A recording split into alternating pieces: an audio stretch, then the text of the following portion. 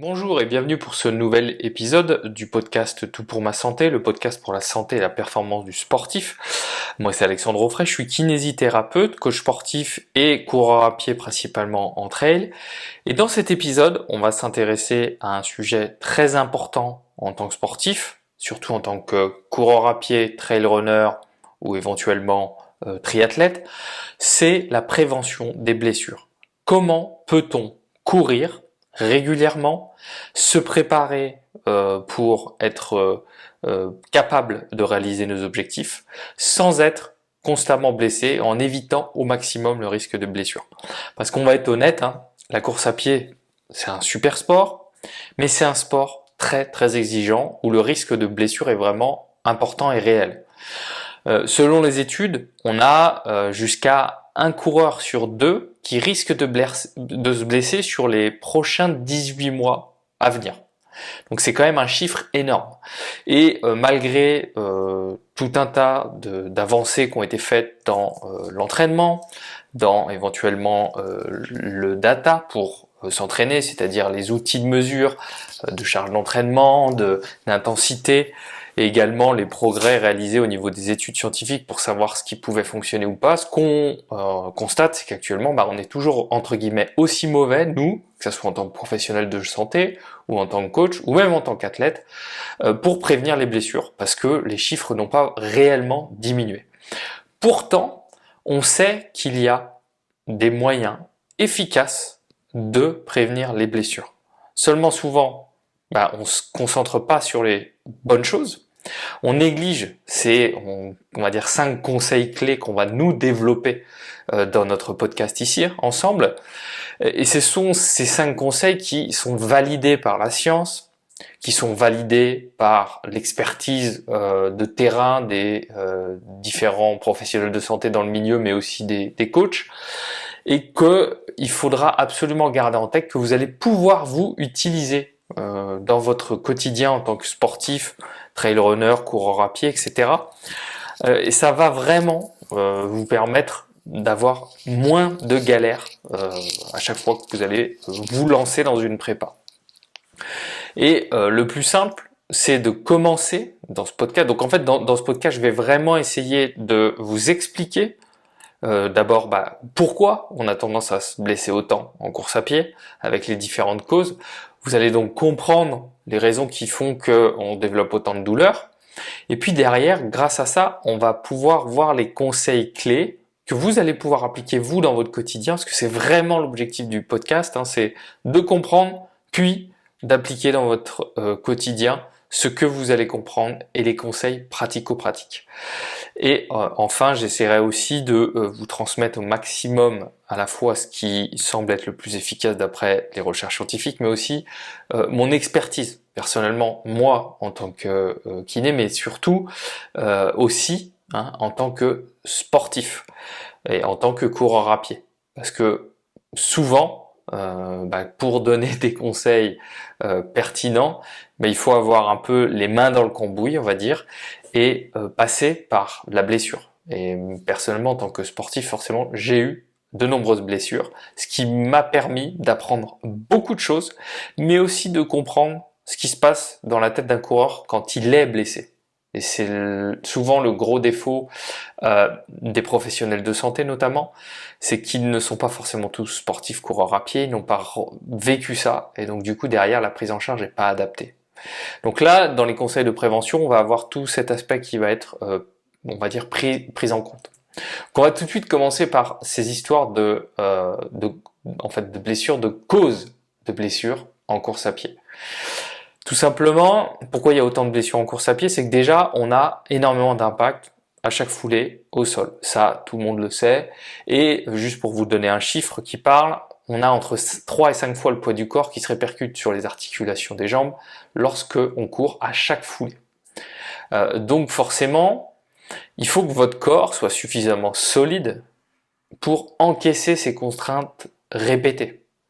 Parce qu'à chaque fois qu'on a ces contraintes, ces impacts, le corps, en fait, il existe des sortes de micro-lésions qui se forment sur les muscles, les tendons, les articulations, tous les différents tissus.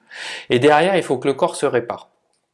Sauf que souvent, ce qui se passe quand on est coureur, c'est que on a un seuil limite de tolérance, qui est donc différent d'un individu à l'autre. Chez un coureur débutant, le seuil va être très très bas. Un rien et le corps va être au-delà de ce seuil de stress, on va dire, avec s'il dépasse fréquemment ce stress, ce seuil de stress maximal, et ben en fait il va jamais pouvoir récupérer, il va trop stresser son organisme et au fur et à mesure il risque d'éprouver des douleurs puis de réelles blessures parce que les tissus n'arrivent pas à se renforcer, se reconstruire. En fait ce seuil c'est souvent déterminé par la capacité qu'ont nos tissus à tolérer ces contraintes, à les encaisser. C'est des tissus en général, comme je viens de le dire, c'est muscles, tendons, articulations, os. Voilà ce qu'il faut retenir pour l'instant. Et donc, plus on est entraîné, plus on est expérimenté, et plus notre seuil de tolérance est élevé. Donc, plus on va dire que notre volume, notre dose d'entraînement pour dépasser ce seuil va être, on va pouvoir en faire plus, tout simplement. Et donc, globalement, pour justement rester sous ce seuil, il va falloir bien comprendre quels sont les facteurs de risque qui sont à l'origine des blessures. Qu'est-ce qui provoque le plus les blessures encore chez le coureur à pied ou le trail runner? Alors, le facteur de risque numéro 1, ce sont des erreurs dans la planification de l'entraînement. Ça, on le sait, et c'est vraiment le facteur numéro 1. Même si c'est multifactoriel en général, ça veut dire qu'il y a rarement un seul facteur à lui seul qui va justifier votre blessure, et on va pouvoir dire vous êtes blessé à cause de ça, et précisément ça. On sait que souvent il y en aura plusieurs. Mais les erreurs dans le planning, la préparation à l'entraînement, c'est vraiment le plus fréquent. Et ça veut dire quoi? Ça veut dire que globalement, puisqu'on vient de parler de cette histoire de seuil de stress, c'est que à l'entraînement, vous avez suivi un planning d'entraînement qui est trop costaud, qui vous provoque trop de stress par rapport à votre seuil de tolérance. Et souvent, ce programme, il a la particularité, donc le programme qui a tendance à conduire à la blessure, c'est à ne pas être assez progressif et à démarrer au départ trop fort, ne pas s'adapter à vos capacités du moment. Et c'est ça qui est délicat, c'est que quand vous éventuellement démarrez une prépa, il faut que dès votre première semaine de prépa, votre charge d'entraînement elle soit adaptée à votre capacité du moment. Si elle est déjà au-dessus, même si vous êtes progressif en soi et que vous augmentez que tout doucement votre charge, ou même que vous la maintenez mais que vous voulez la faire sur plusieurs semaines pour être prêt le jour J, ben, si elle est déjà au-dessus, on va dire que c'est foutu, vous allez forcément finir par vous blesser, puisque les capacités de récupération et de reconstruction de votre organisme sont dépassées. Et donc, les tissus finissent par s'affaiblir. Donc, on verra au sein des conseils vraiment, à proprement parler, comment vous allez pouvoir réussir justement à bien gérer votre planning d'entraînement. Une autre erreur très fréquente en ce qui concerne l'entraînement et la planification, c'est de vouloir faire des sorties longues, notamment trop longues par rapport à ce que vous avez l'habitude de faire. Vous allez augmenter trop vite la longueur de vos sorties longues. Et on va voir dans les conseils qu'il y a une règle à respecter à ce sujet, et en général c'est la règle des 10%, mais on va bien la détailler cette règle des 10% parce que souvent les coureurs en ont entendu parler mais ne savent pas l'appliquer vraiment sur eux-mêmes et sur leur planning. Donc on va vraiment expliquer les choses. Et pour vous donner quelques chiffres, on sait que un coureur à pied qui va augmenter de plus de 10% la longueur de sa sortie longue par rapport à la sortie la plus longue qu'il ait faite sur les 30 derniers jours précédents, et ben s'il dépasse cette distance, il multiplie par 2 le risque de se blesser. Donc vous voyez, c'est vraiment pas anodin. Après, derrière, on a dit qu'il y avait d'autres éléments qui rentraient en compte concernant le risque, la blessure. Il y a les déséquilibres musculaires. On sait que quand on court, on a un geste très répétitif. Ce geste répétitif, il stresse tout particulièrement certaines zones de notre corps, plus que d'autres. Et si on a des faiblesses musculaires, d'un côté par rapport à l'autre, ou d'une chaîne musculaire par rapport à une autre, on risque à la longue d'avoir trop une sursollicitation de certaines structures ou certains muscles ou certains tendons par rapport aux autres. Et à force, on peut développer des blessures. D'où l'importance de bien vérifier, de bien se renforcer, et on verra comment. Et on verra aussi si le renforcement musculaire est réellement efficace pour la prévention des blessures. Parce que en soi, on peut se poser la question, est-ce que c'est vraiment efficace de faire du renfort pour diminuer les risques de blessures en course à pied? Parce que vous avez certainement entendu un peu le tout et son contraire à ce sujet. Ensuite, dans les autres facteurs qui peuvent justifier la blessure, on a les antécédents de blessure. Alors c'est simple, vous allez vous dire, ben, oui, on n'apprend pas grand-chose. Oui, effectivement, plus le coureur s'est déjà blessé par le passé, plus ses risques de se blesser à nouveau sont élevés. Ça se justifie par le fait que tout simplement il peut conserver des déséquilibres au niveau musculaire. Ça peut aussi justifier parce qu'il refait les mêmes erreurs qu'il a faites par le passé, et donc du coup ça reconduit au même schéma. Ça peut aussi se justifier parce qu'il a été mal rééduqué, qu'il traîne des petites choses, qu'il arrive, on est tous pareils, parfois on se néglige un peu, on arrive tout juste à finir notre prépa, on fait notre marathon, notre trail ou notre ultra, on finit vraiment clopi-clopant très limite, derrière on a notre coupure, on récupère, on n'a plus trop mal, on reprend. Et on n'a rien fait vraiment pour solutionner la cause du problème, donc ça peut fonctionner, parfois ça fonctionne pas, et donc on a re-mal, on a à nouveau la douleur et la blessure qui se manifestent dès qu'on reprend un petit peu plus de volume et d'intensité. Et ensuite, il y a d'autres facteurs qui peuvent rentrer en compte. L'expérience du coureur. Les coureurs débutants ont plus de chances de se blesser, notamment la première année. Moins de chances quand on est plus expérimenté. Et quand on est entraîné et qu'on s'entraîne régulièrement, on va voir que ça c'est un conseil important à suivre. Il y a aussi l'âge, on a globalement plus de chances de se blesser, plus de risques de se blesser quand on est vraiment plus âgé.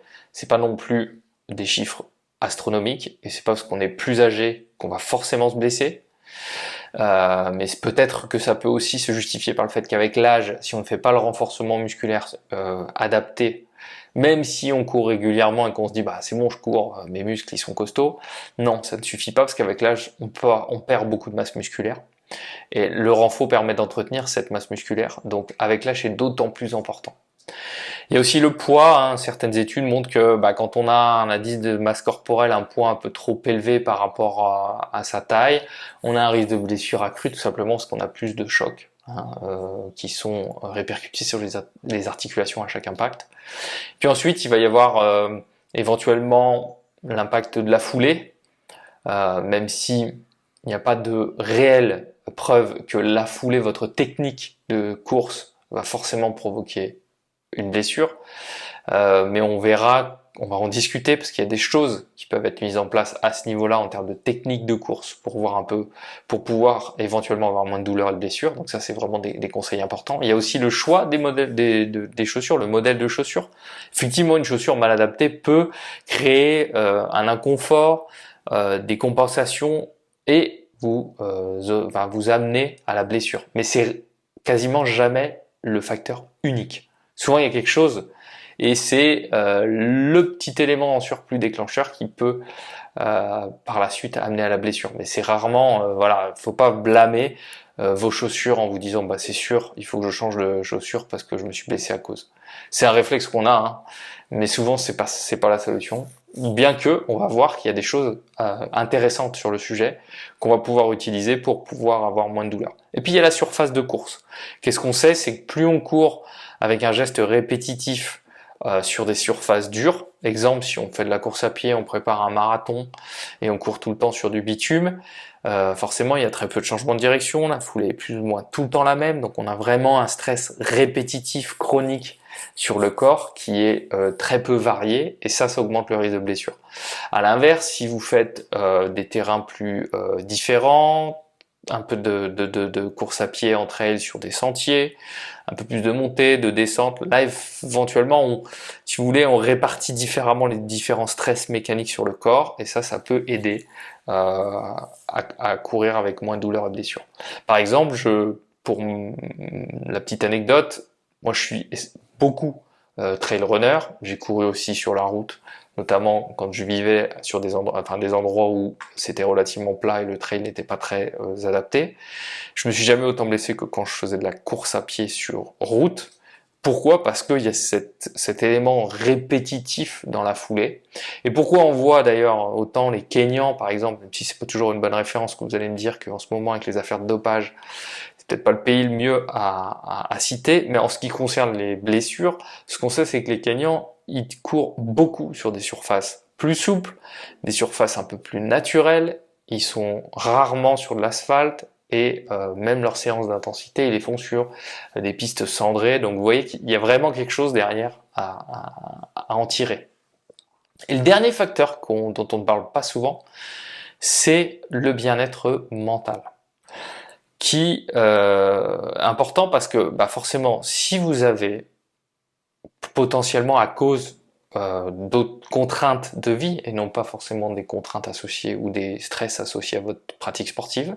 Mais si dans votre vie vous êtes trop stressé, vous avez des contrariétés importantes, des problèmes, vous risquez plus de vous blesser puisque vous remplissez votre seau, on va dire, qui contient l'ensemble des stress possibles qu'on peut accumuler dans notre organisme, le stress physique, le stress mental. Et tout ça va finir par faire déborder votre seau et conduire à la blessure, ou à la maladie parfois, ou le burn-out. Et à l'inverse, les sportifs qui sont souvent blessés sont souvent plus stressés et donc rentrent dans un cercle vicieux où ils sont encore plus susceptibles de se blesser par la suite et c'est d'autant plus difficile de se soigner. Donc faut pas négliger cet aspect mental qui est important. Et pour en terminer et conclure sur l'histoire du seau, votre seau là qui se remplit lorsque on ajoute du stress, on cumule tous les stress. Donc je viens d'en parler, les stress psychologiques qu'on a mentaux, qu'on a dans notre vie au quotidien. Sur ça, on va ajouter le stress physique provoqué par l'entraînement. On a aussi du stress si on a une alimentation qui n'est pas adaptée, qui n'est pas équilibrée, qui ne fournit pas suffisamment de calories. Et on va en parler de l'alimentation dans le podcast parce qu'il y aura des éléments clés que vous allez pouvoir vérifier et mettre en place pour prévenir les blessures parce que ça rentre en compte. Et puis il y a aussi la récupération, le sommeil. Manque de sommeil, on remplit le seau de stress. Manque de récupération, on ajoute encore du stress dans le seau. Et chacun a un seau d'une capacité différente. Et lorsqu'on excède cette capacité, ce fameux seuil de tolérance, le seau déborde et c'est là qu'on est blessé. Voilà un peu comment il faut raisonner en termes de blessures. C'est valable aussi pour le surentraînement. C'est le même concept. Donc après, parmi les blessures les plus fréquentes chez le coureur à pied, vous les connaissez toutes. Je donne une liste brièvement, même si c'est pas l'objet du podcast, mais sachez que sur mes vidéos et mes articles, j'ai abordé la plupart de ces blessures, à savoir le syndrome rotulien qui provoque une douleur autour et sous la rotule, la tendinite d'Achille, vraiment axée sur le tendon d'Achille. On a la périostite tibiale qui est vraiment située le long du tibia et qui touche le périoste, une membrane qui entoure le tibia, l'os. On a l'apodivosite plantaire sous le talon, au niveau de la voûte plantaire. On a le syndrome de l'essuie-glace qui touche le genou, qu'on connaît aussi sous le nom de syndrome de bandelette iliotibiale, qui lui va provoquer une douleur sur le côté du genou, côté externe, qui peut remonter le long de la cuisse jusqu'à la hanche. Et puis on a une autre, c'est l'entorse de cheville, surtout en trail running, où là on peut observer avec la technicité du terrain, les descentes, plus de blessures dites traumatiques, notamment l'entorse de cheville. Donc les conseils qu'on va voir, c'est valable pour prévenir l'ensemble des blessures. Et c'est vraiment ce qu'il faut retenir, c'est que même si par le passé vous vous dites bon oui mais moi je sais que j'ai toujours tendance à développer une tendinite d'Achille. Déjà appliquer ces conseils-là, il y a de grandes chances que vous puissiez la prévenir une fois que vous êtes bien soigné et qu'elle ne revienne pas par la suite. Puis ensuite vous ferez du spécifique, vous pourrez vous orienter vers le contenu que j'ai déjà sur mon site internet Tout pour ma santé ou ma chaîne YouTube sur la blessure à proprement parler, si vous êtes blessé actuellement éventuellement. Donc on va tout de suite attaquer aux méthodes, on va dire les meilleures méthodes pour prévenir les blessures. La première, le premier conseil qu'il va falloir vraiment mettre en place actuellement, c'est apprendre à bien planifier vos entraînements. On l'a vu, facteur numéro 1 de la blessure, erreur, ce sont les erreurs à l'entraînement. La plupart des blessures, elles apparaissent lorsque vous en faites trop d'un coup, trop vite, en augmentant trop rapidement le volume ou l'intensité de l'entraînement. Ça peut être le cas sur le volume général, on va dire, d'une semaine à l'autre, et d'autant plus sur une séance à proprement parler, sur une seule séance. Donc là, on est vraiment sur une augmentation ponctuelle, on va dire, mais trop forte. Donc le premier conseil à retenir, c'est qu'il ne faut absolument pas augmenter d'un coup trop la longueur de vos séances. Si vous voulez réduire le risque de vous blesser, dites-vous qu'il faut jamais courir il ne faut jamais augmenter, on va dire, la longueur de votre entraînement de plus de 10% par rapport à votre entraînement le plus long que vous avez réalisé sur les 30 derniers jours.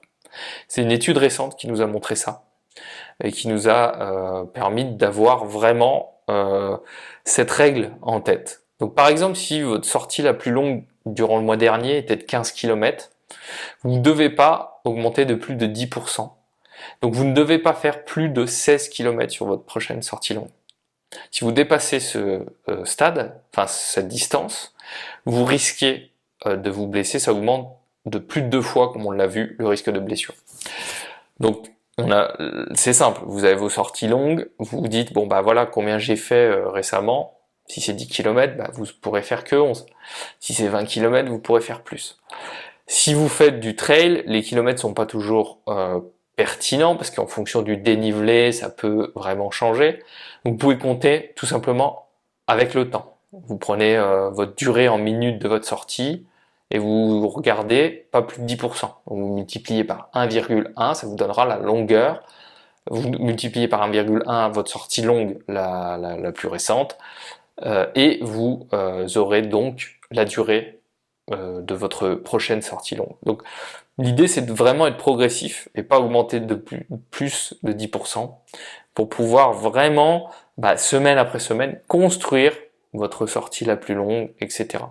Attention par rapport à ça, on n'augmente pas, on n'en profite pas pour à chaque séance augmenter de 10%. Ça c'est sur une fois semaine sur la sortie longue.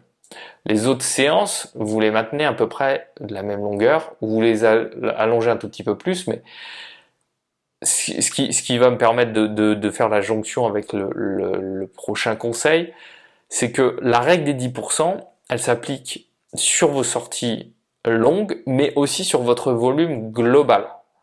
Ça veut dire qu'on n'augmente pas de plus de 10% théoriquement le volume d'entraînement d'une semaine à l'autre.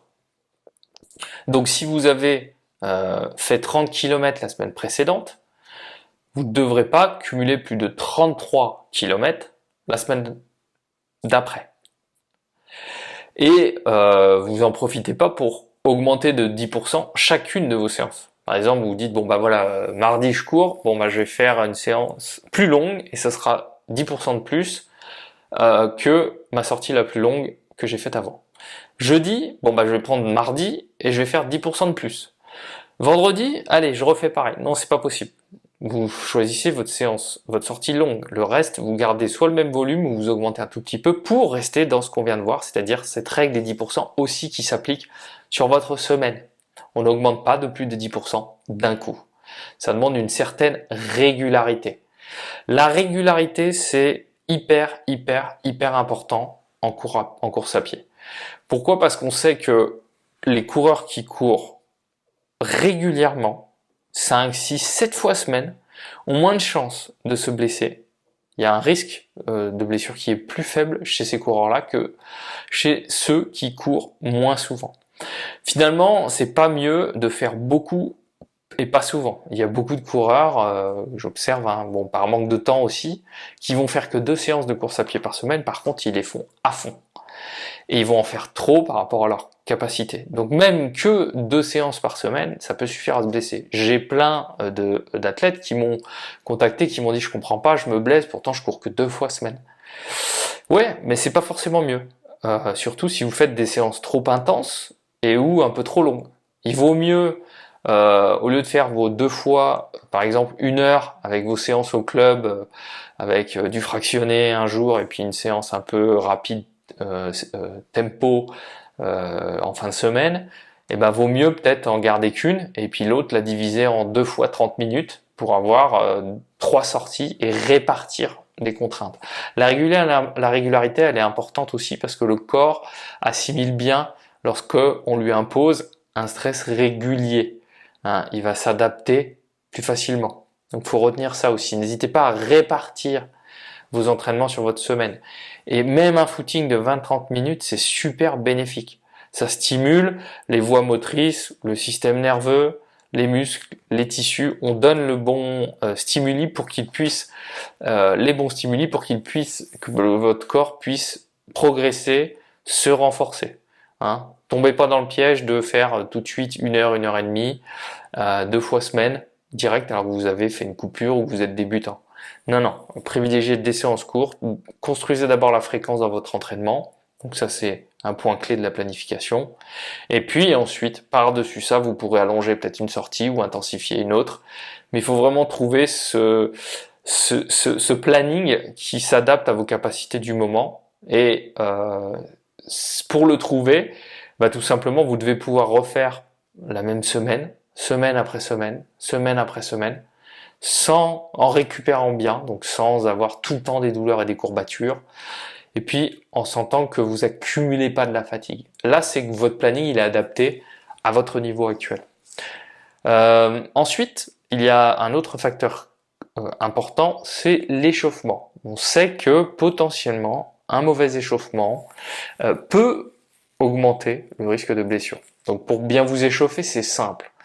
La priorité, c'est d'avoir un échauffement progressif, c'est-à-dire que vous démarrez pas votre séance et puis au bout de 2 minutes, vous êtes déjà à un rythme intense, voire même trop soutenu. Surtout qu'il y a beaucoup de gens malheureusement qui ont, on est nombreux dans ce cas-là, un métier sédentaire, devant un bureau, donc on a un corps qui est un peu en ready parce qu'on bouge pas, on est en position assise, et puis d'un coup on va aller courir. Il n'y a pas de transition en fait. Donc pour faire un bon échauffement, idéalement, on va dire que c'est bien de faire quelques mouvements d'échauffement dynamiques, avec des étirements dynamiques et non pas des étirements statiques. Et surtout, une mise en route progressive sur 10 à 15 minutes. Ça peut commencer par de la marche rapide, puis un petit footing, et à la fin de vos 15 minutes, vous êtes dans votre rythme d'endurance. Si vous avez des intensités, vous ferez éventuellement quelques longueurs, vous ferez quelques 2-3 fois 30 secondes ou 1 minute intense pour vous préparer. Mais le concept de l'échauffement est vraiment important. J'ai mis en lien dans le podcast ma vidéo YouTube que j'ai réalisée sur les 5 conseils clés que j'explique dans ce podcast. Et dans cette vidéo, vous allez retrouver aussi une séance d'échauffement. Dans les ressources de la vidéo, vous retrouverez une séance d'échauffement dynamique pour la course à pied que vous pouvez utiliser si vous vous rendez compte que effectivement ça peut vous aider. Ensuite, il y a le problème potentiel de l'entraînement à jeun. Alors, ce qu'on sait, c'est que les coureurs qui s'entraînent à jeun ont 1,5 fois plus de risque de souffrir de fracture de fatigue que ceux qui ne s'entraînent pas à jeun. Donc, il faut comprendre que parfois c'est important de s'entraîner à jeun quand notre planning ne nous permet pas de nous entraîner à un autre moment. Si dans votre quotidien, le moment le plus approprié pour vous entraîner, c'est à jeun tôt le matin, bah, vous n'allez pas tout remettre en question. Par contre, si vous faites ça depuis des années et que vous vous blessez pas, ne modifiez rien. Mais si vous avez tendance à vous blesser, j'ai même envie de dire, si vous voulez quand même malgré tout faire de la prévention, changez juste une chose, c'est prenez un petit truc que vous mangez avant votre séance à jeun. Parce que c'est surtout ça qui pose problème, c'est tous les jours, à chaque entraînement, à chaque fois, si vous faites trop souvent un entraînement à jeun, vous travaillez avec un corps qui n'a pas eu de calories depuis 12 heures, depuis la veille, le dîner. Et donc, potentiellement, ça crée plus de stress sur l'organisme, cet état-là. Notamment parce que le glycogène hépatique a été un peu vidé pendant la nuit. Puis on a des réponses à l'activité et au stress de la course à pied qui sont exacerbées. Donc pour contrer cet effet, déjà si vous mangez une petite source de glucides avant de partir vous entraîner à jeun, ça fonctionne. Ça peut être une banane, une barre de céréales, ce que vous voulez, peu importe. Faut pas manger non plus des tonnes, puisque de toute manière, vous voulez pas avoir l'inconfort à jeun. Si vous avez des problèmes digestifs en plus, il faut juste manger un tout petit peu. Puis, vous mangez éventuellement pendant votre séance si vous courez un peu plus que 45 minutes, 1 heure.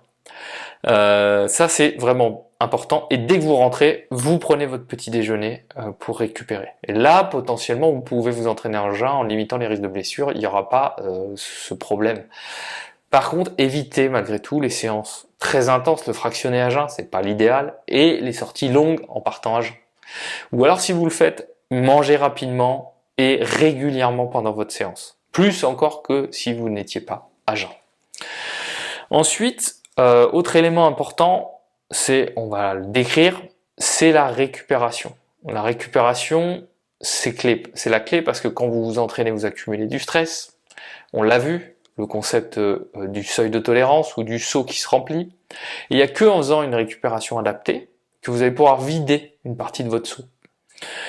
Et globalement, si vous ne laissez pas suffisamment de temps à votre organisme pour récupérer entre chaque séance, eh ben, votre corps n'a pas le temps de reconstruire les tissus, les muscles et de se renforcer. Et donc vous finissez par vous blesser. Donc on va en reparler un petit peu plus tard de cet aspect récupération. Je l'ai dissocié un petit peu de l'entraînement, mais ça fait partie intégrante de cette planification de l'entraînement qui est indispensable. Ensuite, pour continuer sur l'entraînement, il y a l'importance aussi de trouver le bon rythme, de s'entraîner à la bonne intensité. Les coureurs qui s'entraînent tout le temps trop vite à fond, qui ne font jamais de course à pied, on va dire en endurance fondamentale. Non seulement, souvent ce sont des coureurs qui ne progressent pas suffisamment, en tout cas pas autant que ce qu'ils le souhaitent, et qui en plus ont tendance à se blesser plus facilement. Donc c'est important d'avoir une grosse partie de vos entraînements en endurance. En endurance fondamentale, ça veut dire que vous courez à un rythme vraiment très cool, vous pouvez discuter, avoir une conversation tout le long de votre entraînement. Ça, faut le faire au moins sur les 2/3 de vos entraînements. Quand on regarde ce qui se passe chez les élites, on voit bien que leurs entraînements, par rapport à leur capacité, leur vitesse qu'ils peuvent développer sur un marathon ou un trail long, ils sont souvent très lents quand ils font des footings de récup, quand ils font des footings d'endurance ou même parfois des sorties longues. C'est un rythme pour eux qui est vraiment cool, en dessous du seuil aérobie, donc avec une intensité de l'effort à 2, 3, 4 sur 10 maximum en intensité d'effort, en RPE, RPI, et puis vraiment en aisance respiratoire. Et enfin, dernier point clé, c'est éventuellement d'ajouter ou d'intégrer dans vos entraînements du cross-training, de l'entraînement croisé. La course à pied, c'est très traumatisant. Donc si vous ajoutez ou vous remplacez certaines de vos séances par du vélo, de la natation, du rameur, du stepper, si vous voulez travailler du stepper ou du vélo elliptique ou de la machine d'escalier là. Ça c'est très intéressant, notamment chez le trail roller qui veut se préparer si vous faites ce genre de course avec beaucoup de dénivelé en montagne. On travaille ça si vous n'avez pas la possibilité de courir avec du dénive. Ça c'est intéressant parce que ça stimule votre système cardiovasculaire, ça vous permet d'avoir un bon volume d'entraînement sans subir les chocs répétés de la course. Si vous êtes sujet aux blessures ou si vous avez peur de vous blesser, eh ben voilà, gardez que vos entraînements clés en course à pied, ça peut peut-être être 2-3 semaines, et puis ajoutez de l'entraînement croisé pour limiter les contraintes. On est tous différents, donc en fonction de vos capacités actuelles, ça peut être pertinent d'avoir peut-être plus de cross-training, d'entraînement croisé que de course à pied, et ça vous empêchera pas d'être performant le jour J. Parce que retenez une chose, c'est que le plus important, c'est d'arriver le jour J, pas blessé. Frais, reposé, vaut mieux être un peu en manque de prépa de peut-être 10%, que d'être en surentraînement et blessé le jour J. Donc il faut toujours viser la prudence. Deuxième conseil hyper important, ça va être la pratique du renforcement musculaire. Vous avez peut-être entendu parler du renfo, alors dans deux situations. La première, c'est qu'on vous dit que le renforcement musculaire, c'est hyper important pour la prévention des blessures quand on court. Et bien entendu, quand on entend ça, on se dit oui, je sais, mais j'ai pas envie parce que moi j'aime courir et sincèrement, ça me gonfle d'aller faire du renfo, que ça soit à la maison, encore plus en salle de sport. C'est logique, on est nombreux dans ce cas-là. Et puis il y a aussi le deuxième discours qu'on entend là-dessus, c'est non, mais de toute façon, le renforcement musculaire chez le coureur à pied, ça ne prévient pas le risque de blessure. Alors ça, il va falloir juste que je vous explique rapidement pourquoi on dit ça. Tout simplement parce que quand on fait des études pour étudier les protocoles éventuellement de renfo chez des coureurs à pied, on a différents types d'études.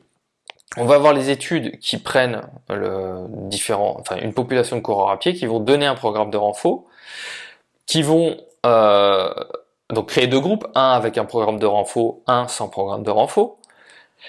Et puis à la fin, ils vont regarder les résultats. Est-ce que le groupe sur les 6 mois ou l'année après, donc le groupe renfo se blesse moins que le groupe sans renfo? Et ça, c'est globalement la plupart des études qui ont été mises en avant s'orientent sur ce schéma-là. Le problème, c'est que c'est là où il va y avoir deux types d'études. Le premier type, on va regarder l'ensemble des coureurs à pied sans exclure ceux du groupe renfo qui en réalité n'ont pas suivi le renfo. Parce que forcément, si je vous dis pendant 6 semaines, 8 semaines, je vous donne un programme, je vous ai montré les exercices, vous devez faire 2 séances de 30 minutes par semaine en suivant le programme que je vous ai donné. Il en va de soi que si vous ne faites pas les exercices ou si vous en faites que la moitié, il y a peu de chances que ça fonctionne. Et c'est ce qui se passe dans les études. C'est quand on vous dit, la plupart du temps, quand on vous dit non, le renfo, ça aide pas à prévenir les blessures, c'est vrai dans deux situations. Si à côté de ça, vous vous entraînez n'importe comment et vous ne respectez pas ce qu'on vient de voir avant avec la bonne planification, là, souvent le renfo va pas faire des miracles, c'est sûr, puisque si vous êtes déjà presque, on va dire, en surentraînement, ça va rajouter du stress sur votre corps, donc c'est pas pertinent. Et le deuxième cas, si vous ne respectez pas le bon programme de renfo, et surtout vous n'en faites pas régulièrement. Là, il n'y aura pas de résultat, effectivement. Mais ce qu'on sait, c'est quand on regarde les études qui ont testé des programmes sur plusieurs semaines, on a entre 50 et 85% de risque de blessure en moins, donc diminution de 50 à 85% du risque de blessure chez les coureurs à pied qui suivent le programme de renforcement. Et le renforcement pour la prévention des blessures, c'est pas non plus hyper exigeant. Ce qu'on sait, c'est qu'il faut le faire suffisamment longtemps, 6, 8, 10 semaines, c'est l'idéal, voire même toute l'année, c'est encore mieux. Éventuellement, vous pouvez avoir 6, 8, 10 semaines avec un peu plus de travail, notamment l'hiver, parce qu'on court un peu moins parfois, pour vraiment avoir vos 2 séances par semaine. 30 minutes vont suffire, 2 fois 30 minutes. Et puis derrière, vous allez pouvoir avoir une seule séance d'entretien ou des petits blocs 2 fois par semaine de 15 minutes. Voilà, c'est assez simple. On veut travailler les muscles qui sont souvent les plus associés aux blessures, à savoir les fessiers. Faiblesse des fessiers, notamment petits et moyens fessiers, augmentation du risque de blessure. Dans beaucoup de blessures, on voit ça dans les facteurs de risque. En trail running, le quadriceps, hyper important pour le travail excentrique en descente, pour la stabilité du genou, de la rotule, hyper important de le travailler correctement. Puis après, forcément, vous avez, faut rester équilibré, donc vous avez aussi les muscles profonds au niveau du tronc, ce qu'on appelle le core training en anglais, le gainage, avec les abdos profonds, les lombaires, les muscles profonds du dos. Et aussi la chaîne postérieure, mollet, ischio-jambier qui peuvent être éventuellement source de blessures. Le programme, il peut être suivi à la maison, il peut être très simple. Par exemple, si on suit un mini programme de renfo pour débuter, vous dites je sais pas trop par où commencer. Vous pouvez juste tester un programme simple que vous faites 2 fois semaine, 3 fois semaine max. il va vous prendre quoi, 15 minutes? Et on a vu des résultats, hein, d'après les études, même avec des programmes de deux fois 15-20 minutes semaine. Le gainage, vous commencez par du gainage classique avec les différentes positions, planche, côté, le dos, et vous faites des séries, 2-3 séries comme ça de gainage de 20 à 40 secondes par position. Vous passez à l'exercice montée de chaise, step up, on monte sur un support, sur une jambe, et vous faites 3 séries de 10 à 15 répétitions. Des fentes bulgares, c'est-à-dire les fentes classiques avec le pied derrière qui repose sur un support pour vraiment mettre un max de poids sur l'avant. 3 séries de 10-15 répétitions. Des extensions de mollets, on se met sur la pointe des pieds, sur une jambe, et on fait 3 séries de 10 à 15 répétitions. Puis un petit peu de pliométrie avec des squat jump, donc on se met en position squat, puis on saute le plus haut possible. Et on fait 3 séries de 10 répétitions. Ça prend pas beaucoup de temps, et vous pouvez déjà mettre ça en place.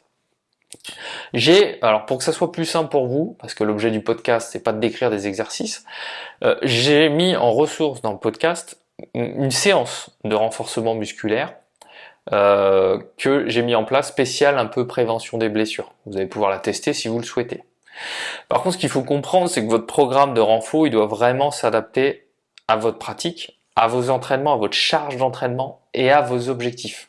En course à pied et en trail, c'est pas tout à fait la même chose. En trail, on veut cibler des qualités différentes. On veut cibler peut-être un peu plus de stabilité, on veut cibler plus d'excentrique pour le travail des descentes, on veut cibler plus d'endurance musculaire pour les trails longue distance ou les ultras, le travail d'endurance musculaire.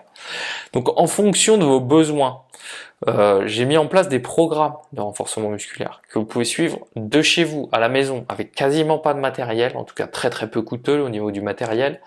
Et puis surtout des programmes qui vont vous suivre toute l'année, parce qu'il faut bien planifier votre renfort. À quel moment vous allez pouvoir en faire un peu plus, à quel moment vous en ferez un peu moins, en fonction de vos prépas, avec les différentes phases. Donc en fait, je vous coach grâce à ces programmes, et ces programmes, j'ai mis la référence dans en bas du podcast, dans les différents liens et ressources, et vous allez pouvoir éventuellement les utiliser pour pouvoir bien vous préparer, à la fois pour prévenir les risques de blessures, mais également pour améliorer vos performances, parce que le renfort peut, s'il est bien fait, combiner les deux, et c'est ça qui est intéressant. Donc n'hésitez pas à me contacter si vous avez des questions d'ailleurs sur le sujet, hein, c'est aussi pertinent. Et puis vous pouvez tout simplement aussi vous rendre sur mon site ou sur ma chaîne YouTube. J'ai mis en place plusieurs séances de renfort. Si vous voulez déjà tester, débuter, et que vous dites que vous êtes déjà autonome à ce niveau, vous avez juste besoin d'avoir un peu de soutien pour les exercices, n'hésitez pas, c'est fait pour ça. Troisième conseil, on va parler du travail de la foulée. Alors, il faut savoir que c'est très rare que une mauvaise technique de course justifie la blessure. On a tous une façon de courir qui est différente, qui est individuelle et souvent qui est adaptée à notre corps. Donc c'est pas conseillé de modifier votre façon naturelle de courir en prévention si vous ne vous êtes pas déjà blessé ou si vous n'avez pas des antécédents réguliers de blessures. On voit, hein, il y a certains élites, que ce soit en course à pied, en trail, même en triathlon, qui courent, quand on les voit, on se dit « Waouh, c'est bizarre, ils courent très mal là ». En fait, c'est leur foulée qui est la plus adaptée par rapport à leur morphologie. Il ne faut pas la modifier parce que c'est celle qui va être la plus efficace, la plus économe. Tant qu'il n'y a pas de problème de blessure, on sait que c'est pas efficace en prévention. Idem avec la pose du pied. On vous a souvent dit, bah oui, mais il faut pas faire de l'attaque talon. Il vaut mieux faire du médio-pied ou de l'avant-pied. Oui, mais ça c'est pas pertinent non plus en prévention. Pourquoi? Parce que là aussi, on a tous des foulées différentes, des poses de pieds différentes, et se forcer à changer quand il n'y a pas de problème, c'est augmenter. Donc, sur le moment, vous allez potentiellement diminuer certaines contraintes sur certaines articulations, parce que vous allez en fait déplacer ces contraintes vers d'autres structures. Exemple, si vous êtes plutôt quelqu'un qui a une attaque talon, et qu'on vous dit oui, mais vaut mieux travailler avant-pied, médio-pied, quand vous posez votre pied, voilà, c'est hyper important. Alors, très bien, mais le problème c'est que derrière, si vous faites ça, au lieu de, entre guillemets, surcharger vos hanches et votre genou, et vos genoux, vous allez surcharger vos mollets, vos tendons d'Achille, qui ne sont pas aptes à ça en ce moment. Donc si vous ne faites pas une transition très très progressive, bien suivie, souvent accompagnée d'un coach ou d'un professionnel de santé vraiment très qualifié, en fait vous allez augmenter vos risques de vous blesser sur les tendons d'Achille ou les mollets. Voilà ce qu'on sait, ce qu'on a vu au travers des études. Donc on change pas volontairement, que ce soit la technique de course ou la foulée. Le point qui est par contre intéressant pour éventuellement diminuer le risque de blessure, c'est la cadence. On sait que lorsqu'on court avec une cadence trop faible, en dessous de 165 pas par minute, là on peut éventuellement avoir plus d'impact, trop d'impact sur les articulations. Et on sait aussi que cette cadence de pas de 165 pas par minute ou moins, elle est souvent associée à une foulée qui va être trop longue, avec une pose du pied, jambes trop tendues vers l'avant. Et ça, c'est problématique. Quelle que soit la façon dont vous allez poser le pied à chaque foulée. Donc on veut avoir une meilleure cadence au-dessus des 165 pas par minute. Vous avez déjà souvent entendu parler des 170 jusqu'à 180. En fonction de la vitesse, parce que quand on est en rythme très cool, on va pas faire du 180 pas par minute. Ça c'est valable quand on fait des intenses. Sinon, on est plus sur du 165, 170. Là, éventuellement, effectivement, naturellement, si on réduit, pour augmenter notre cadence, on va réduire la longueur de nos foulées. Et donc, en réduisant la longueur de la foulée, on va moins avoir ce défaut de taper en avant, la jambe trop tendue. On va avoir un pied qui se pose plus proche de notre centre de gravité, plus proche de nous et moins en avant. Et ça va diminuer les chocs, les impacts, les contraintes sur notre organisme. Donc ça, c'est intéressant à mettre en place. Vous pouvez tester, faire des petits exercices de temps en temps pour vous habituer. Et enfin, pour cette histoire de pose du pied et de différents types de foulées, si vous respectez le conseil qu'on vient de voir avec une fréquence de pas correcte, suffisante lorsque vous courez, naturellement vous aurez moins d'impact, donc la foulée la pose du pied à proprement parler sera moins problématique. Et souvent, on a plutôt tendance à avoir un pied qui se pose à plat au sol, médio-pied. Ça se fait plus ou moins naturellement lorsqu'on a la bonne cadence et qu'on n'a pas ce défaut de balancer le pied loin en avant. Particularité concernant le trail, notamment en descente. En descente, c'est normal d'avoir de l'attaque talon en trail. Si le chemin, la descente est roulante, il n'y a pas beaucoup d'obstacles, souvent on a tendance à avoir une attaque un peu plus talon. On peut pas faire de l'avant-pied ou du médio-pied en trail tout le temps, on fait ce qu'on peut. Mais gardez cette histoire de cadence en tête, parce que si vous avez une cadence trop faible en descente en trail, vous avez plus de contraintes, plus de travail musculaire, plus de fatigue. Donc c'est bien de garder tout le temps une fréquence assez importante sur tous les terrains. Et pour clôturer sur cette histoire de technique de course, il y a votre posture qui peut être intéressante. N'oubliez pas que le haut du corps est important aussi, avec un tronc plutôt droit, le buste vers l'avant, légèrement vers l'avant, dans le sens de la course. Les épaules plutôt en arrière, relâchées pour bien respirer. Le regard qui se porte vers l'avant, 5 mètres, 10 mètres devant vous. En course à pied comme en trail, encore plus important en trail pour bien avoir une vision du terrain. Et puis surtout ne pas regarder vos pieds, parce que vous avez tendance à vous enrouler complètement en avant, et ça peut créer des tensions. C'est important. Et cette bonne stabilité et position du tronc et du haut du corps, souvent elle fait travailler beaucoup la sangle abdominale. D'où l'intérêt de faire du gainage à côté éventuellement, pour vraiment avoir quelque chose, un socle solide qui va vous aider, parce que faut pas oublier que toute la gestuelle derrière au niveau des jambes et des muscles, elle va être conditionnée par notre stabilité au niveau du tronc. C'est notre socle, notre base, d'accord?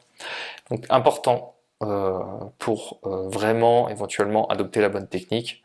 Je pense que c'est assez clair par rapport à ce qu'on vient de voir. Ensuite, il y a, quatrième point, le modèle de chaussures de running. Donc, on sait là aussi, comme on l'a vu, c'est pas uniquement vos chaussures souvent qui vont être responsables de la blessure, mais ça peut y contribuer. Ça, c'est important.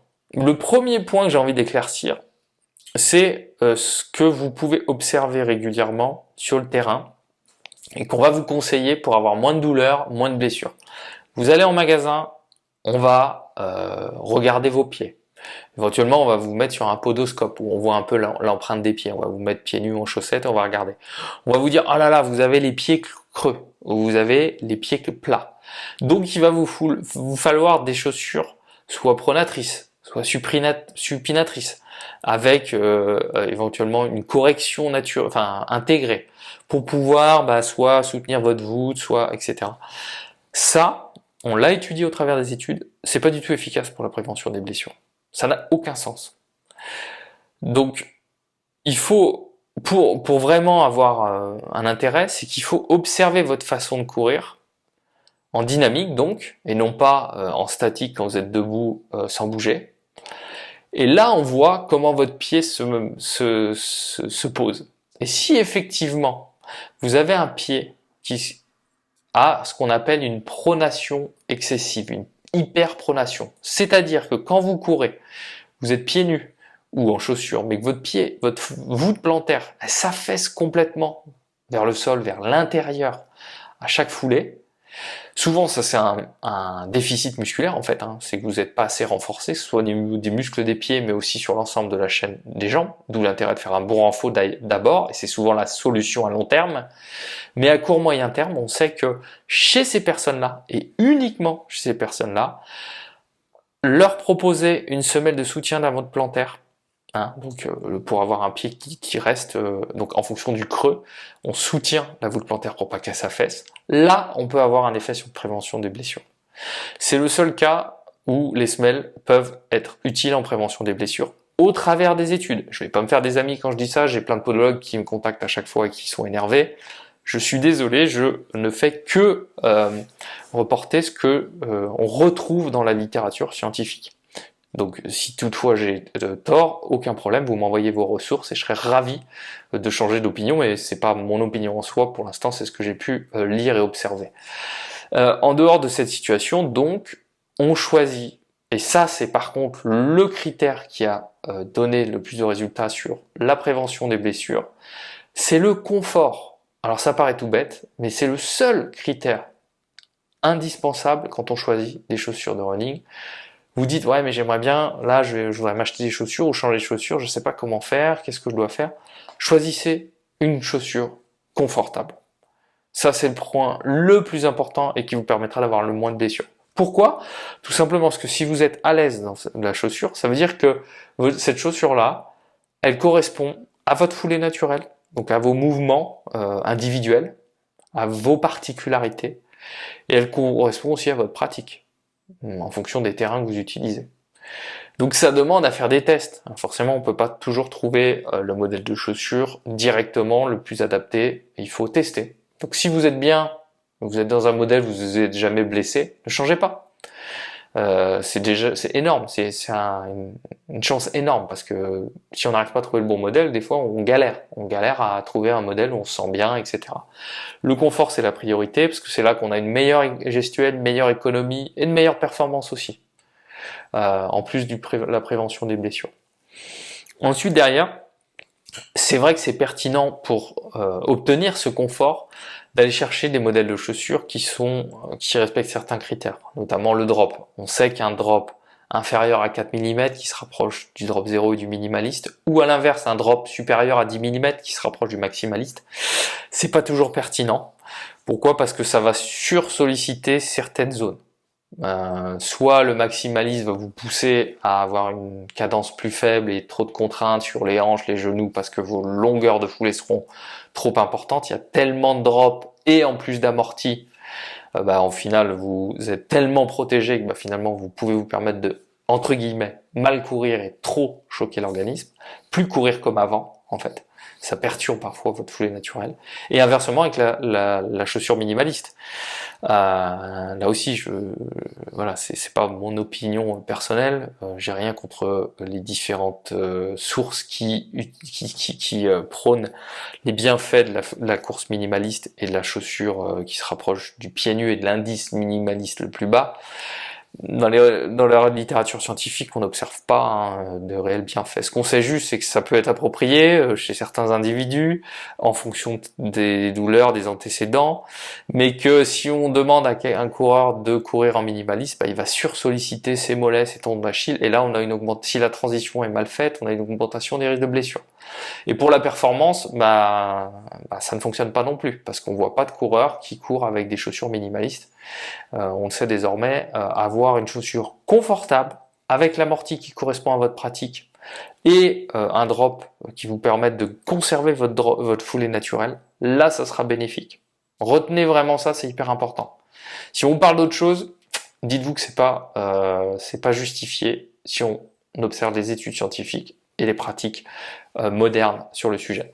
Et enfin, dernier point qui semble être efficace en plus du confort pour prévenir la blessure en ce qui concerne les chaussures, c'est de tourner avec différentes paires. Vous pouvez avoir 2-3 paires différentes avec des amortis plus ou moins importants et des caractéristiques éventuellement plus ou moins importantes, donc des chaussures un peu moins protectrices, un peu plus protectrices, que vous allez pouvoir tourner pendant vos entraînements. Une chaussure plus légère, moins d'amorti, les jours où vous faites moins long, vous voulez travailler un petit peu plus la pose du pied, ça fait travailler différemment votre corps.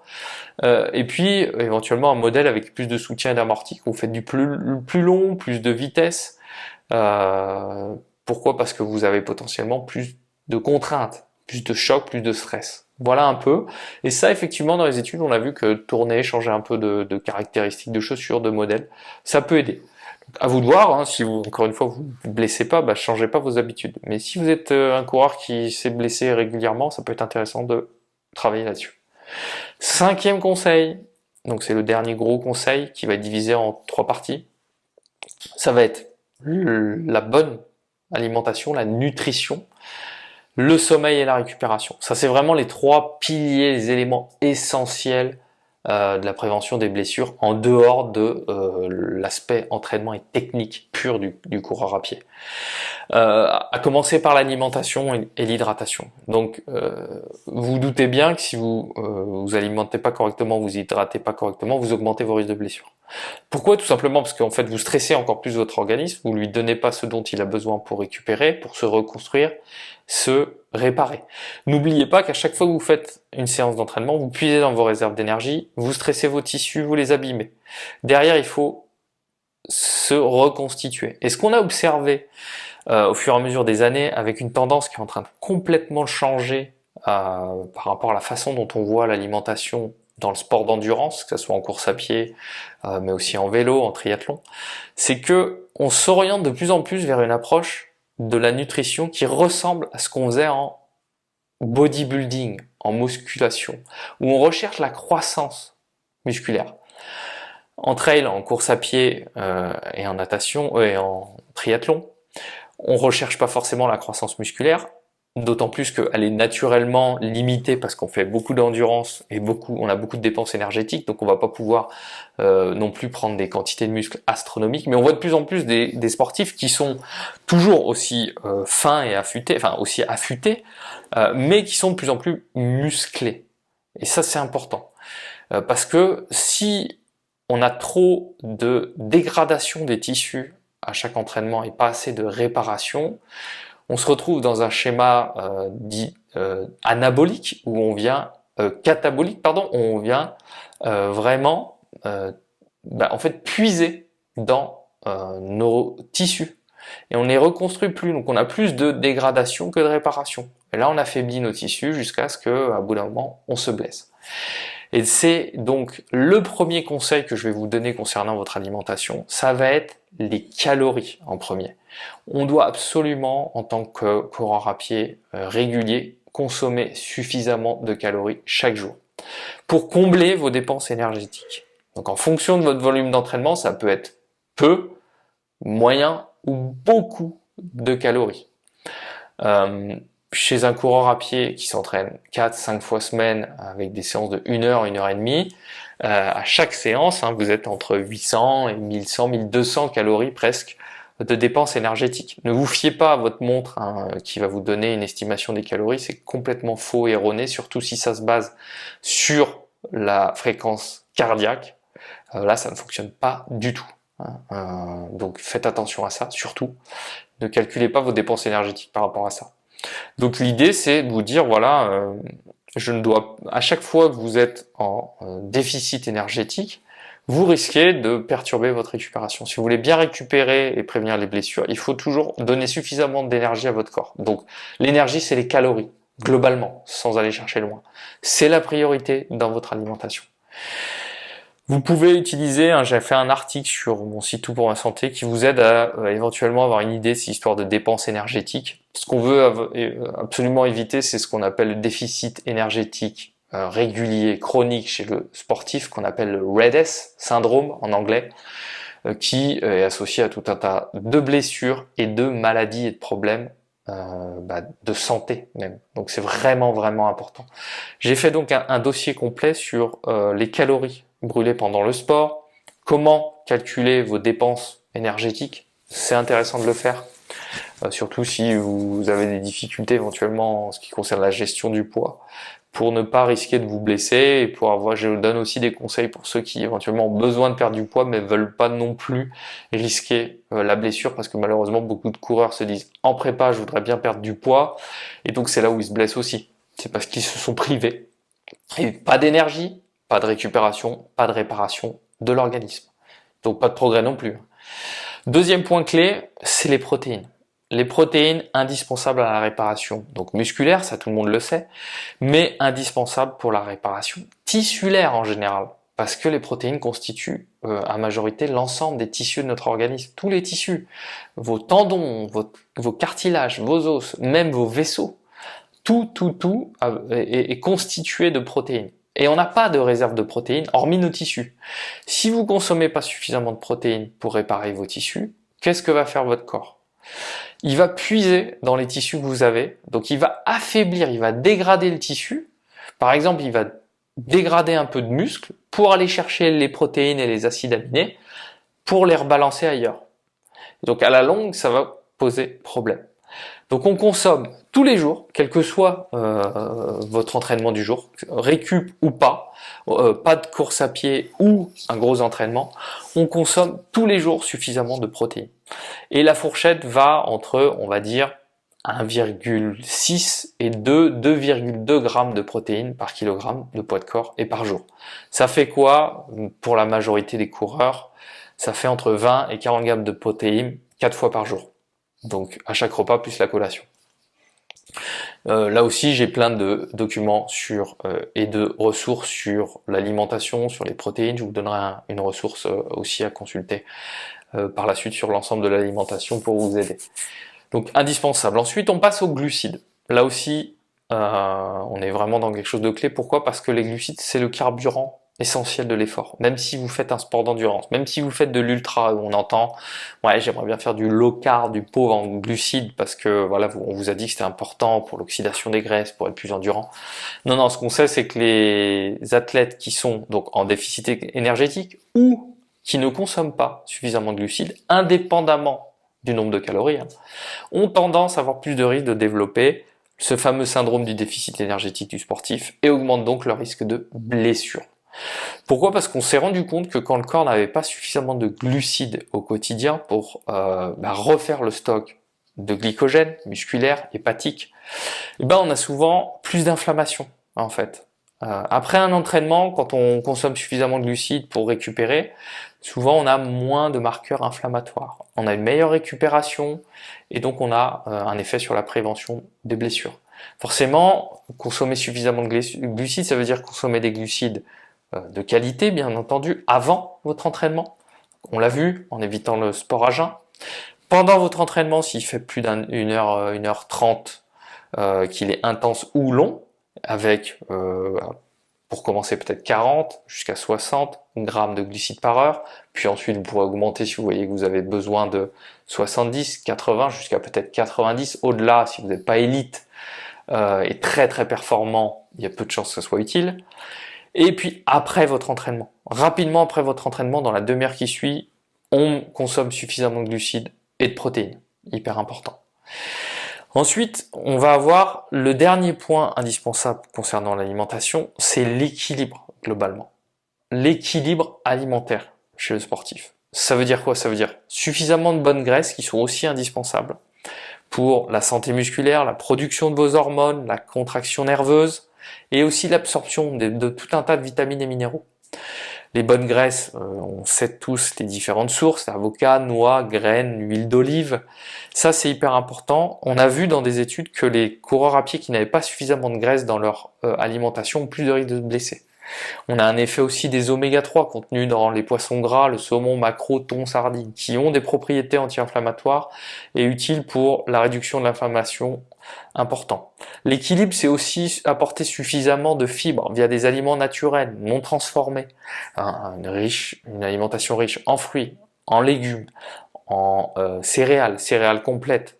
Vous avez aussi éventuellement les légumineux si vous les tolérez bien, les oléagineux. Tout ça, ça vous apporte à la fois suffisamment de fibres pour votre équilibre de la flore intestinale, lui aussi indispensable pour que votre corps fonctionne correctement et à plein régime, pour obtenir suffisamment de vitamines et minéraux, parce que si vous développez une carence, comme la vitamine D, le calcium, le magnésium ou même le fer, ça va affaiblir vos tissus, vos facultés aussi de récupération, et ça va augmenter le risque de vous blesser. Voilà.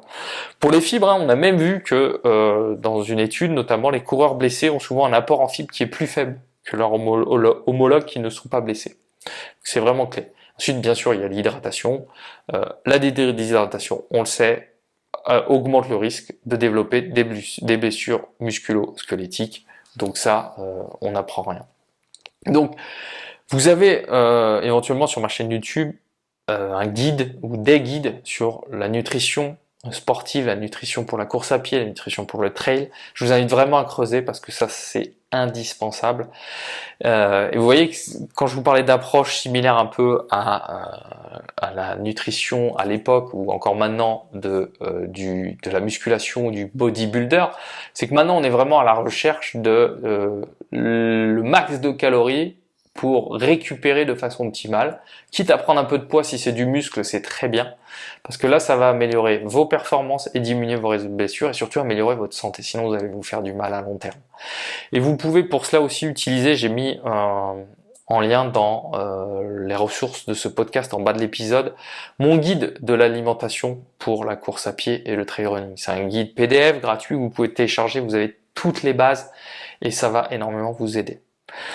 On va pouvoir conclure sur ce dernier conseil par le sommeil. C'est très simple, j'en ai déjà parlé, notamment sur le podcast que j'ai fait sur la récupération sportive.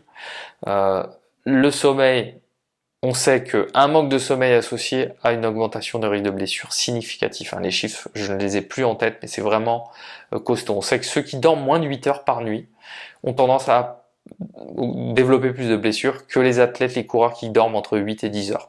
On a tous des besoins différents entre 8 et 10 heures. Parfois certains ont besoin de moins, mais c'est rare. Il y en a, mais c'est rare. Mais allez chercher cette régularité dans votre sommeil, c'est beaucoup plus important. C'est sûr que si vous êtes obligé d'écourter toutes vos nuits pour aller vous entraîner très tôt le matin, là vous augmentez vachement vos risques de blessures. Donc retenez ça, vaut mieux vous entraîner un peu moins mais grappiller une demi-heure de sommeil que vous entraîner plus mais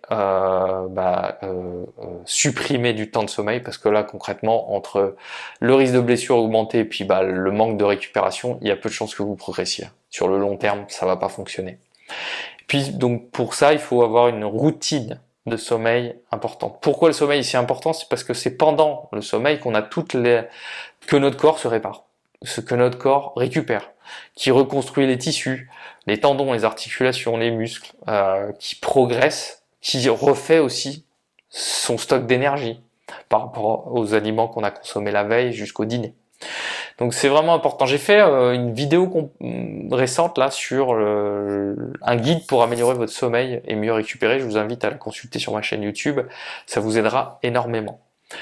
Pour la récupération, ce qu'on sait, c'est qu'il faut absolument que vous ayez suffisamment de temps de récupération pour pouvoir prévenir les blessures. Manque de récupération, comme on l'a vu, ça provoque à la longue un stress chronique qui va conduire à la blessure et ou au surentraînement. Donc pas de progression et en plus vous risquez de vous blesser.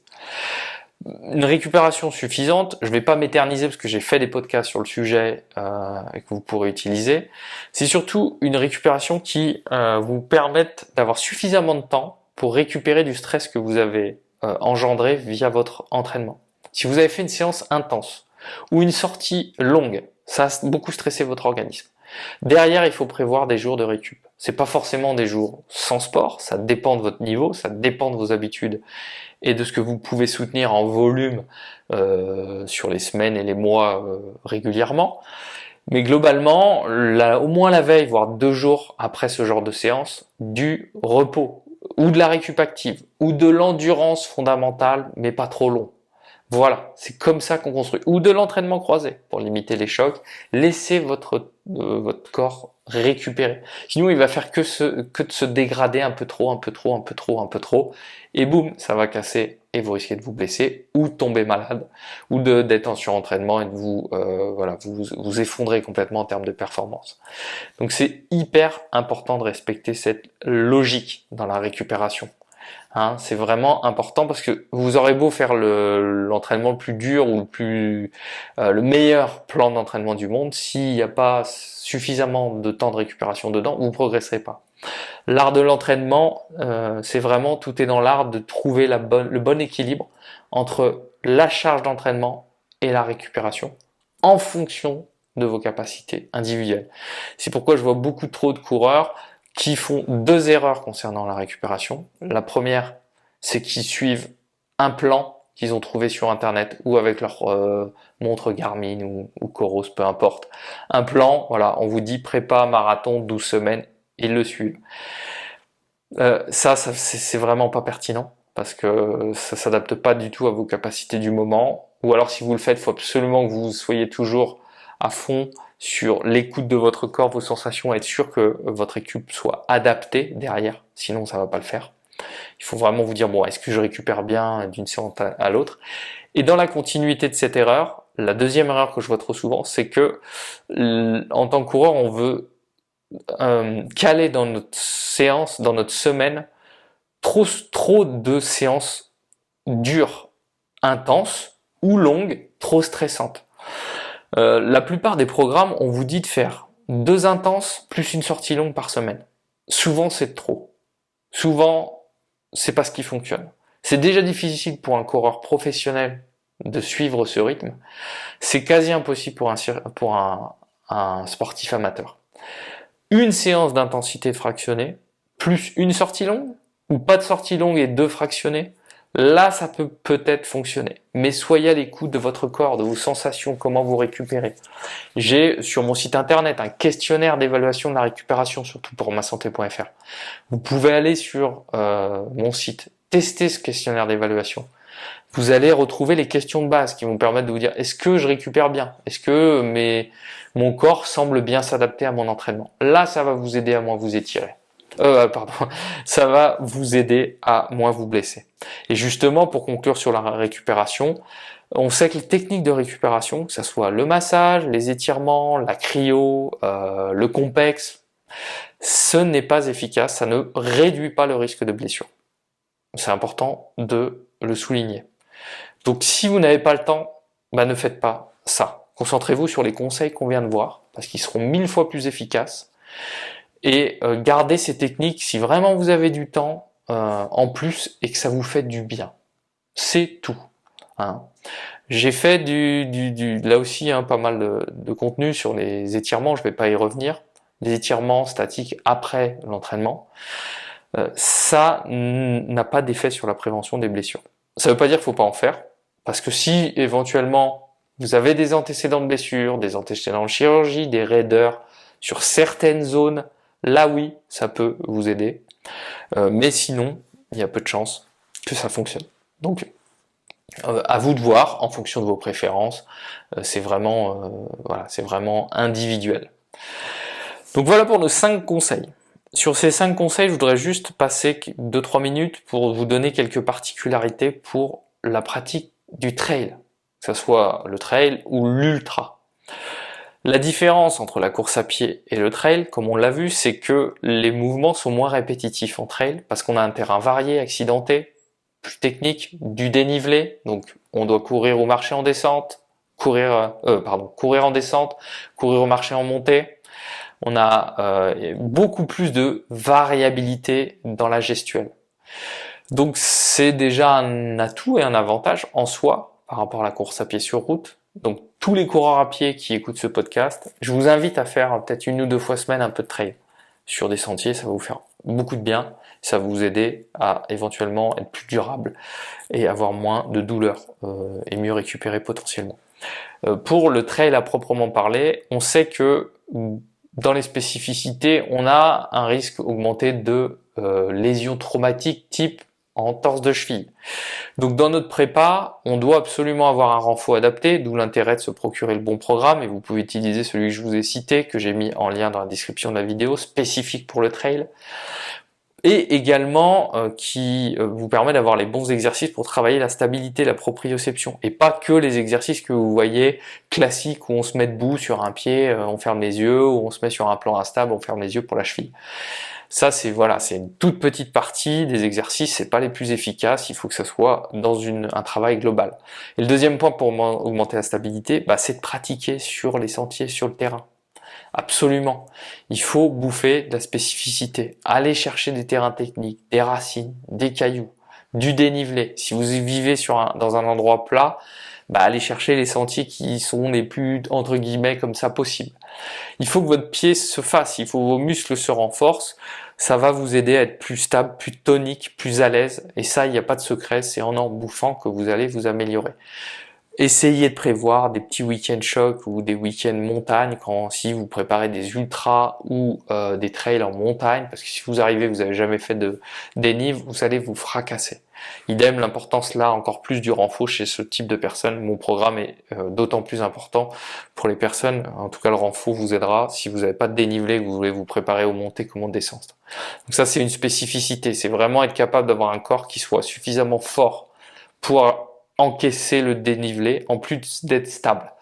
Des muscles forts en montée, au niveau des fessiers, des ischios, des quadriceps, et des muscles très forts en descente, en excentrique, notamment les quadris. Donc vraiment, on est dans un travail particulier qui va pouvoir être réalisé grâce au renfort et surtout avec le travail sur terrain. Mais en fonction en fait de votre profil et de l'endroit où vous vous entraînez, vous aurez peut-être beaucoup plus besoin de renfort parce que vous n'aurez pas assez de spécificité, ou à l'inverse, si vous avez beaucoup de spécificité, vous aurez besoin de beaucoup moins, voire peu de renfort.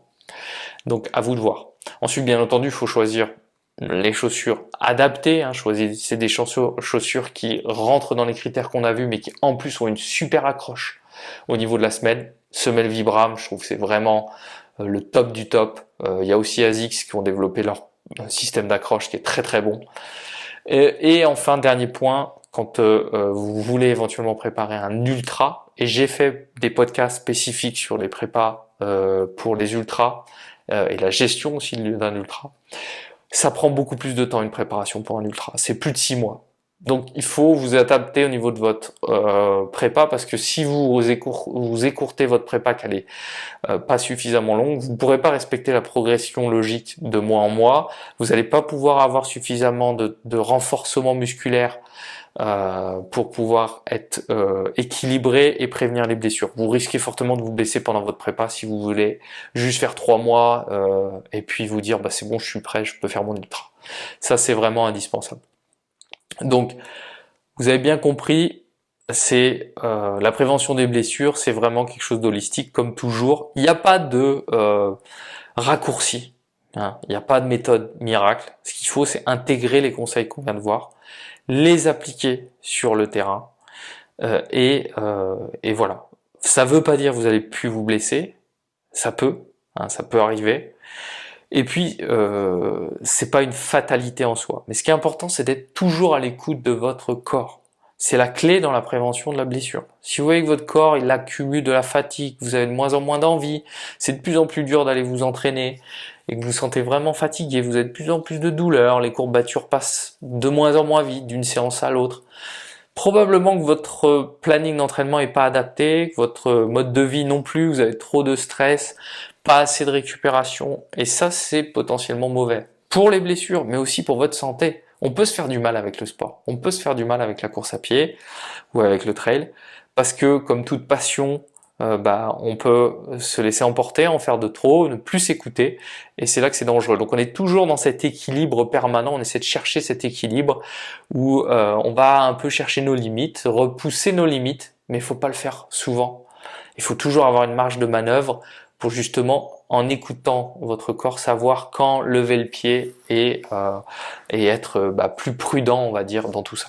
Donc ça fait beaucoup au sein de au sein de ce podcast, mais c'est vraiment quelque chose d'indispensable à intégrer. Pour conclure, je vais juste vous parler un petit peu de mon cas personnel. Je suis pas habitué à parler un peu de ce que je fais, mais juste pour vous expliquer que la blessure c'est pas toujours simple, c'est important d'être bien aussi entouré quand on a des blessures et qu'on commence à tomber dans un cercle de blessures à répétition ou autre. J'ai fait une grosse blessure il y a 2 ans suite à un accident en courant en trail, une grosse entorse du genou qui était une récidive que j'avais faite quand j'étais jeune, et c'est une lésion qui aurait pu arriver, ce type de blessure qui me pendait au nez, je le savais puisque j'avais plus de ligaments. Donc je me suis retrouvé dans une situation de patient où là j'ai dû consulter des différents professionnels de santé, j'ai dû aller voir des spécialistes parce que je ne pouvais plus courir. Même avec une rééducation, un renfort adapté, je ne pouvais plus courir. Mon genou n'était plus stable, il n'y avait plus les structures suffisantes. J'ai donc choisi l'intervention chirurgicale, derrière une rééducation importante, poussée, difficile, une reprise du trail qui s'est relativement bien passée, qui a été difficile parce que mentalement quand on est blessé c'est très très dur d'accepter les choses, d'écouter son corps, d'accepter, de respecter où il en est, de pas forcer au-delà, c'est très très difficile. Et puis derrière, j'ai galéré encore cette saison avec d'autres douleurs parce que le corps compense. On m'a mis un nouveau ligament sur un genou, le corps forcément évolue différemment, je cours très certainement avec une technique différente et je me suis blessé de l'autre côté. Je traînais ça pendant plusieurs mois, sans trop savoir ce que c'était, malgré tous les examens, malgré des consultations chez de très bons praticiens de santé, que ce soit des médecins du sport ou des spécialistes. Et malgré mon expertise, moi, en tant que sportif et professionnel de santé. Et malgré le fait que j'ai essayé au maximum d'appliquer les conseils, que ce soit pour le renfort, pour essayer au max de me rééduquer. Donc vous voyez, on n'est pas à l'abri. Mais les conseils qu'on a vus, ils doivent rester la base. Il ne faut pas en douter de ces conseils-là, même dans des périodes difficiles, des périodes où vous avez des difficultés, parce que vous dites j'en ai marre, je fais que de me blesser, comment je peux faire la prochaine fois pour pas me reblesser. Gardez toujours en tête ces conseils clés qu'on vient de voir, essentiels, ces bases. Parce que si vous ne les respectez pas, on se perd vite. On va aller chercher d'autres choses. On va dire mais non, ça doit être ci, ça doit être ça. Non, restez. Dites-vous, à moyen long terme, si je respecte ça, ça va fonctionner. Croyez en vous et essayez de chercher les personnes qui vont être les plus à même de vous conseiller avec une équipe autour de vous. Si ça, vous avez des difficultés à l'obtenir et à la trouver, n'hésitez pas à me contacter. J'accompagne beaucoup de coureurs et d'athlètes dans ce parcours parce que malheureusement certains sont dans des déserts médicaux, on n'arrive pas à trouver des professionnels qualifiés pour la pratique sportive et se retrouvent complètement dans une impasse. N'hésitez pas à me contacter et on pourra éventuellement voir ensemble si je peux vous aider, mais c'est super important d'être bien suivi lorsqu'on est en galère, que ce soit en prévention comme en soins des blessures. Voilà, je vous remercie vraiment pour votre écoute, pour votre attention et pour la confiance que vous me donnez à chaque fois lorsque vous m'écoutez au sein des podcasts. J'ai mis donc toutes les différentes ressources en bas de l'épisode du podcast en fonction de la plateforme que vous utilisez pour l'écouter. Je vous invite vraiment à les consulter parce que c'est une mine d'or et d'informations. Et puis aussi, si vous avez des questions particulières, que ce soit sur ce sujet, ou des suggestions pour des futures idées de podcast, des questions particulières sur des topics à aborder. N'hésitez pas, je pourrais y répondre dans d'autres podcasts, hein, ça peut être aussi intéressant de développer ça. Et puis surtout, continuez d'ici le prochain épisode à bien prendre soin de vous, à bien vous entraîner, à bien récupérer et à bien écouter votre corps pour être au maximum en mesure de prévenir, limiter, éviter les blessures en tant que coureur à pied ou trailer et vous éclater pour bien vous préparer sur vos futurs objectifs à venir. Allez, je vous souhaite une excellente journée et à très vite. Au revoir.